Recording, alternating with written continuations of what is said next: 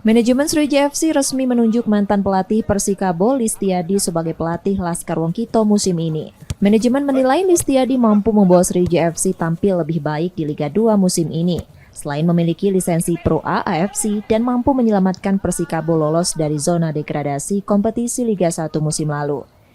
Jejak beliau sejauh ini, secara lisen beliau adalah APRO, yang tentu kita tahu APRO lisen tertinggi di Indonesia.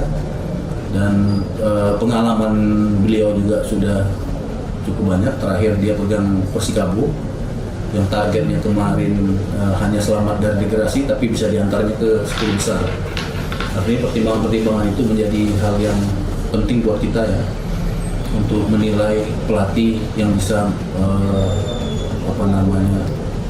memegang Sriwijaya FC untuk kompetisi tahun 2022. Rencananya Listiadi akan tiba di Palembang akhir Juni untuk mempersiapkan latihan perdana Sriwijaya FC. Nur Muhammad, Kompas TV, Palembang, Sumatera Selatan.